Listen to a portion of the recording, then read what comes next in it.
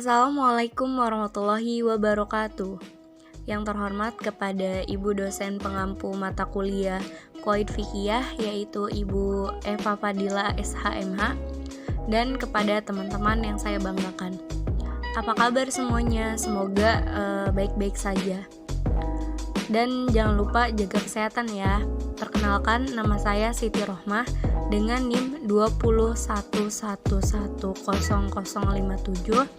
Di sini saya akan memenuhi tugas yaitu mereview materi definisi Qawaid Fiqhiyah, perbedaan Qawaid Fiqhiyah, Dawabit Fiqhiyah, dan Nazariyat Fiqhiyah. Baik, di sini yang pertama saya akan menjelaskan tentang definisi Qawaid Fiqhiyah.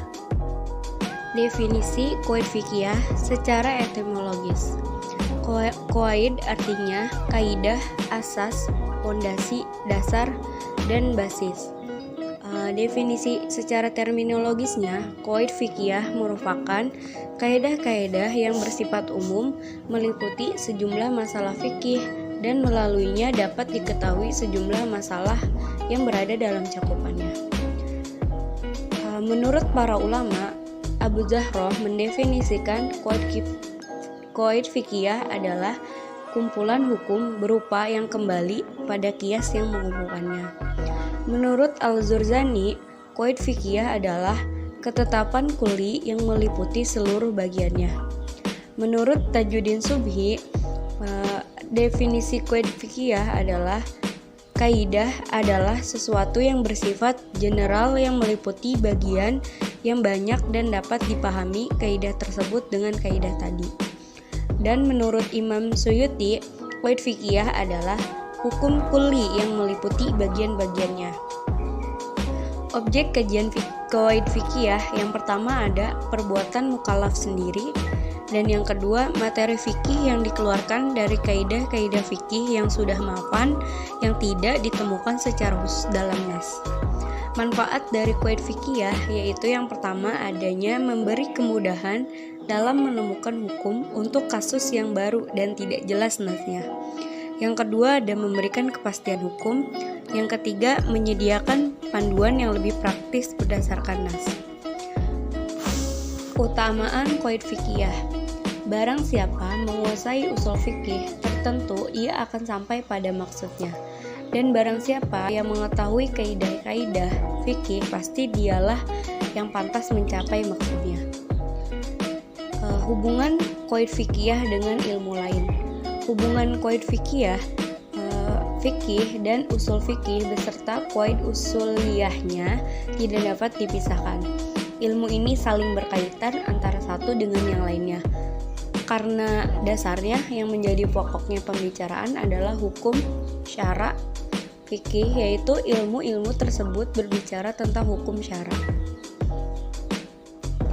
Qawaid Fiqhiyah merupakan kaidah-kaidah yang bersifat umum, meliputi sejumlah masalah fikih, dan melaluinya dapat diketahui sejumlah masalah yang berada dalam cakupannya. Secara singkat juga bisa diartikan sebagai hukum yang mencakup atau sebagian besar bagian-bagiannya. Contoh dari Qawaid Fiqhiyah ini adalah kaidah asasi, yaitu kaidah-kaidah fikih yang 5 atau Qawaid al-Khamsah beserta cabang-cabangnya. Kesimpulannya, kaidah-kaidah fikih adalah bangunan dasar atau asas dari segala macam kaidah yang berhubungan dengan permasalahan fikih. Selanjutnya ada Dawabit Fiqhiyah.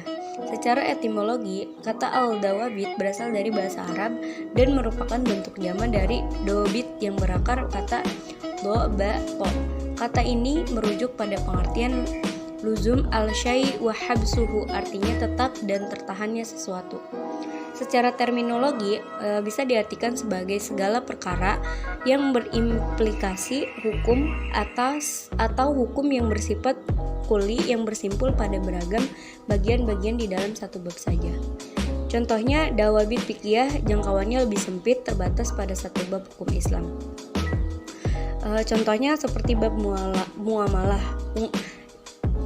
Selanjutnya ada Nazariyat Fiqhiyah. Kata Nazariyat secara bahasa merupakan bentuk jama' dari kata Nazariyah yang berarti pandangan atau teori.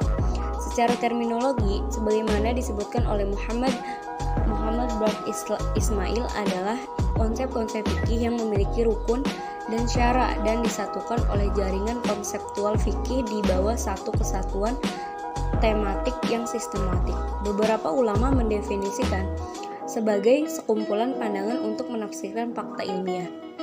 Dari definisi ini, nazariyat fikih itu sama halnya dengan teori hukum Islam. Selanjutnya ada perbedaan dari qawaid fikih dan dawabit fikih nazariyat. Perbedaannya yang pertama ada qawaid fikih ini jangkauannya lebih luas dan berlaku umum dalam lebih dari satu bagian bab. Terus sedangkan dawabit fikih jangkauannya lebih sempit, terbatas pada satu bab hukum Islam saja. Contohnya seperti kaidah dalam bab pinjam meminjam. Selanjutnya ada nazariyat, lebih luas jangkauannya dibanding qawaid, meliputi rumusan, pembatasan konsep, rukun dan syarat konsep, dan prinsip lainnya. Contohnya prinsip jual beli. Cukup sekian yang bisa saya sampaikan, kurang lebihnya mohon maaf. Wassalamualaikum warahmatullahi wabarakatuh.